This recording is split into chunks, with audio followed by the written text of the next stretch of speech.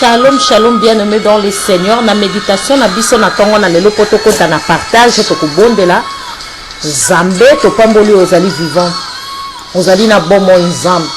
To tiki ngonga okata maboko no po isimba minoza na maboto lite. To tiki sœur na frère basa ko ka partage na mokolo na lelo. Seigneur ezala ngate mutu naza koloba po maloba ya moto ko mema kufa me maloba na nzambe ko mema bomo. Papa lobela peuple na yo. Tokumiso lisusu totomboli kombo na papa olingaki mokili otindaki mwana yo Yesu Masia wazali liloba na nzambe lati nzoto pe abikisaki biso pe atindeli biso molimo mosantu yango toza kosenga na Yesu Masia ozala derrière na liloba na yo po okokisa yango.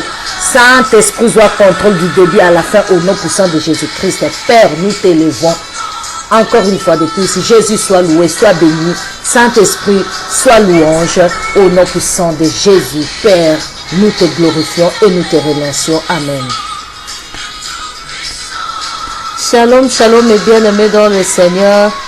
La méditation na biso na tongo na lelo po toko tabongo na partage toko zwakaka wana place to sukaki bongo na livre na biso ya Genèse ezalaki bongo na chapitre 24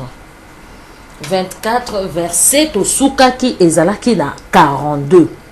Donc to sukaki na Genèse chapitre 24 verset 42. Tokotanga na kombo na Yesu Masia. En arrivant aujourd'hui près du puits, je fais cette prière. Seigneur, Dieu de mon maître Abraham, veuillez faire réussir le voyage que j'ai entrepris. Maintenant que je suis près de ces puits, je vais demander à une jeune fille qui viendra y puiser de me faire boire un peu d'eau de sa cruche. Si elle me répond bois, je t'en prie et je vais aussi puiser pour tes chameaux. Je saurai quelle est la femme que tu destines au fils de mon maître. Avant que j'aie fini de parler en moi-même, Rebecca est arrivée, la cruche sur les épaules. Elle est descendue au puits, et elle a puisé de l'eau. Je lui ai demandé, donne-moi à boire s'il te plaît. Elle a rapidement descendu sa cruche de son épaule et m'a dit, bois. Après quoi, je ferai boire aussi tes chameaux. J'ai bu et elle a fait boire le chameau. Quand je lui ai demandé de qui elle était la fille, elle m'a répondu, je suis la fille de Bethoul et la petite fille de Nahor de Milka. J'ai alors mis l'anneau à son nœud et le bracelet à ses poignets. Je me suis incliné profondément pour adorer le Seigneur, le Dieu de mon maître Abraham. Je l'ai remercié de m'avoir conduit sans incident chez la petite nièce de mon maître. Je pourrais ainsi la ramener au fils de mon maître. Maintenant, dites-moi si vous êtes disposé à agir avec bienveillance et fidélité envers mon maître. Sinon, je m'en irai ailleurs. Alléluia. Oyo ezalaki bongo lisolo oyo serviteur Abraham abandaki koluba na famille ya Rebecca. Alobi ngako ya na ngai awa na bondelaki nzambe oyo ya maître nanga Abraham. Nalobaki soki nzambe wana komisinga awa na Mesopotamie malamu pona na ya kozwa mwasi oyo ya lingaki pona mwana na ye na tribu na ye pe na libota na ye. En tout cas soki nzambe wana komisinga na lingina mona ba signe boye abila sisa ikutu koloba te mbala moko nzambe wana sali na moni mona mwasi moko elenge mwasi aza kokita na cruche na lipeka na epona okendo toka mai atoki mai apesi ngai pe na sengi ye mai okoki kopesa ngai te elenge mwasi mai na mela alobi diku alongoli mai apesi nga na gentillesse nyonso alobi pe zela na melisa pe bibwele na yo. Alléluia. Mwana mwasi wana amelisa ki pe bibwele na nga tangu na moni ndenge wana na tunie ozali na famille nini. Mwana oyo éducation malamu boy. Mwana oyo kitoko accueillante boy. Respect na mikolo. Kokaba. Mwana mwasi oyo penza akoki na mwana ya mokonzi na ngai. Alobi nani aedika yo boy. Nalingi na yeba pa parent na yo. Bande kolanga bilenge éducation. Mama na papa éducation ozoko pesa mwana na yo eko déterminer yo. Tango balobaka na mwana bolimbisi makasi oza mal éduqué. Elinga kolakisa ke baboti oyo bateya yo malamu mingi te. Donc bateya yo na kote ya mabe. Ezalaka toujours batu bafinga kole ko finga mwana bafinga ka baboti oyo ba edikaki mwasi wana. Ou bien oyo ba edikaki elenge wana. Alléluia. Elenge oyo Rebecca azalaki penza exemplaire. Et pour ça qui mosali Abraham atuna ye outa na famille nini pour éducation oyo yango nde maître nanga bandaki koluka parce que éducation oyo ezali éducation ya libota na ye malgré tout libota na ye baza ba païen malgré tout batikali na mboka ya bikeko kasi soki nzambe abonaki Abraham amonaki éducation na ebandeli tolobaki Abraham autaki na bakoko oyo koko na ye ezalaki omoni tangu Lot amelaki masanga. Tangu amelaki masanga bana na ye misato bamonaki bolumbu na ye. Oyo ya misato yende Kana mwana suka oyo alakelaki mabe. Mwana oyo azalaki beni koleka bana nyonso nde koko ya Abraham. De descendance ya Abraham oyo tobengi Sham. Descendance ya Abraham ezalaki déjà kitoko. Na bokoko na ye ezalaki toujours bana oyo bapambolama. Yango wana Nzambe tango aye ko bimisa Abraham ayaki ko bimisa selo maloba oyo bakoko na ye bapambolaka ye. Balobaka na libota ya Sham nde aokende bana na ye nde bakobotola Kana. Kana akoza l'esclave. Alléluia. Yango wana Abraham auta libota Abraham euta na libota wana koko na ye Sham. Bana oyo misatu ya Lot oyo moko alakela maka malamu. Mibale balakela malamu me moko alléluia alakela maka makasi malamu. Bolamu wana lokola bolamu ya Nzambe kufaka te bolamu wana elandaki Abraham. Alléluia. Eke kokuta Abraham. Yango Abraham alobaki te zonga kaka na mboka nanga. Zonga kaka na clan na ngai. Parce que tozali censé libota na biso to pambola maka. Tozali ba chrétien ya solo. Tozali libota ba na Nzambe. Pasteur na biso ateya biso malamu. En tout cas pasteur na biso azali oyo bazo ba ke diacre akoko zala na basi mibale te. Il faut comportement ya diacre pe muto aza ko kamba ezala irréprochable.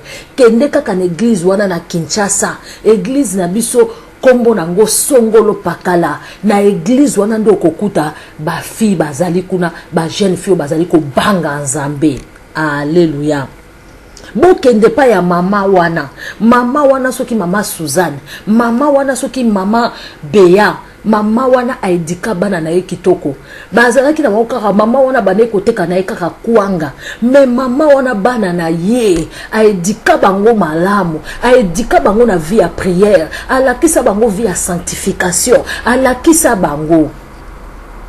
Bien-aimé dans le Seigneur, tala Rebecca a zui libala likolo ya comportement. Alléluia.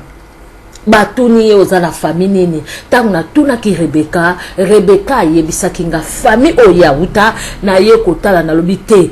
Nzambe azwa lokumu na kumisa ki Nzambe ndenga na kweli na maboko ya famille ya malamu na latisa ki Rebecca ano na zolo pe na latisa ki ba bracelet na loboko na ye. Sikoyo ngai na komi na remplir mission nanga. Quitte à vous le parent de Rebecca de me dire quelque chose.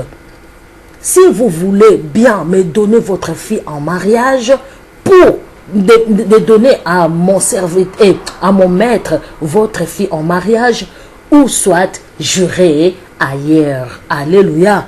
Alobi soki boko accordé ngai me à moi la bino pona maître na ngai, ou soit soki boboy na kokende ko luka na bisika mosusu. Awa tozongeli lisusu kotanga na verset 50. Laban et Bethoul répondirent: c'est Seigneur qui a dirigé ces événements, nous n'avons pas à en discuter. Rebecca est là devant toi et mène-la avec toi, qu'elle devienne la femme du fils de ton maître, comme le Seigneur l'a dit. Quand le serviteur d'Abraham entendit ces paroles, il remercia le Seigneur en inclinant jusqu'à terre.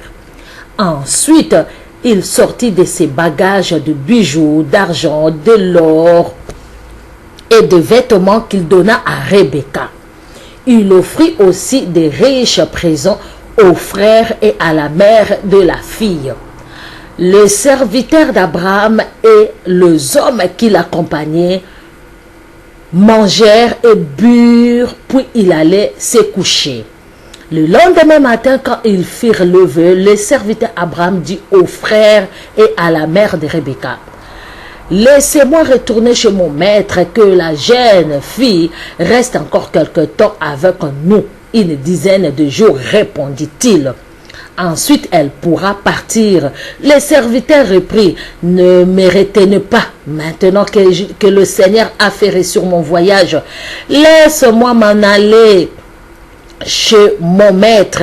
Appelons la jeune fille, lui répondit, et demandant-lui son avis.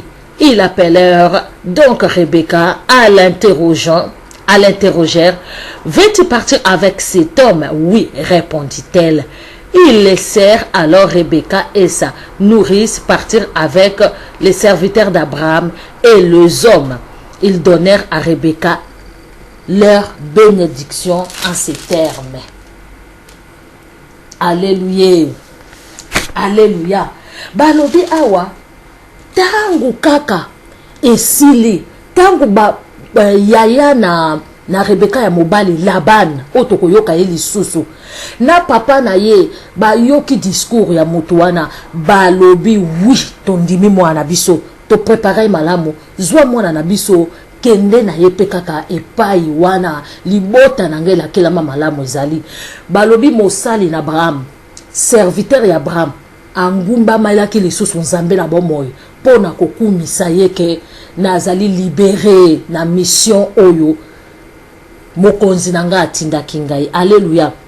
Balobi abimisaki biloko ba présent apesaki mbongo ya dot batu ba meli balie abali Rebecca nde kote libala na biso ba chrétien et monani soki totali bien soki nazo ba ke Mésopotamie eza na Afrique soki totali na Afrique basi babala kabangolo lenge wana mobali mutayaka na ba présent apesi papa apesi mama apesi bandeko dot bazui mwasi soki totali na ba pays mususu ya Europe na lingi te ko kabola po Yesu azaya mutu nyoso mena nika ko lakisa ko fungola peuple de Dieu soki totali na ba pays mususu ya Europe ta ba pays mususu za mwasi akenda kabali mobali mususu babala la kana dot te neti na ba mboka mususu to neti ba Belgique ba mboka ba poto mususu okomona mundele ta mususu mwasi aye libala a offrir kaka ba parents na ye ta mususu ye moko akeli bala mais offrir bango sa mususu sala manger à sika.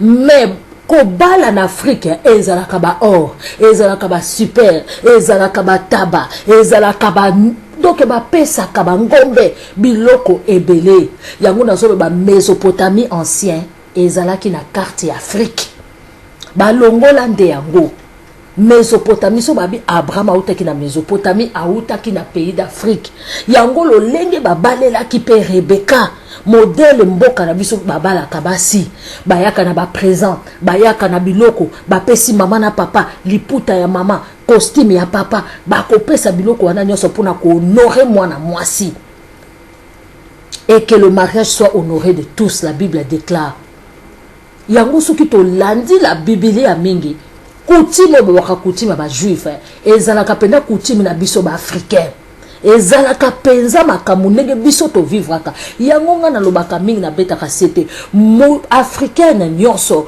il faut ayeba ke Yesu Masi akufelaki ye mabomba mo ebombami na kati ya Bible nzambe kaka yebi mais soki totali na banyama oyo batanga na Bible lion comme lion azalaka en Afrique plus précisément na Congo parce que lion aza nyama moko avandaka na savane ezali kaka na ba forêt na biso ya minene yango wana monaka nzambe azoloba Yesu azoba aza kosi na libota na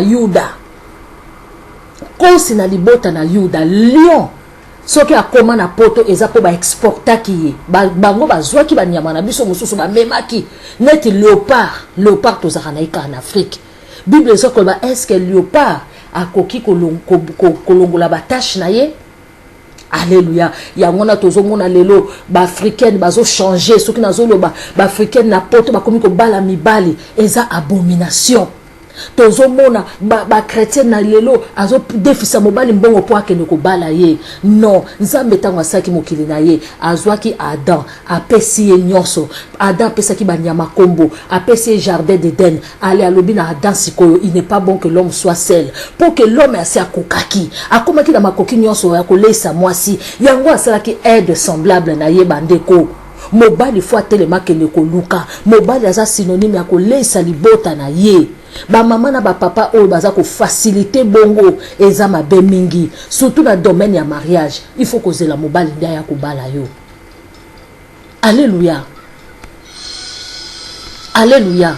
Nzambe penza pambola biso tokokuta lisusu prochainement pona ko fungola penza likambo oyo malamu.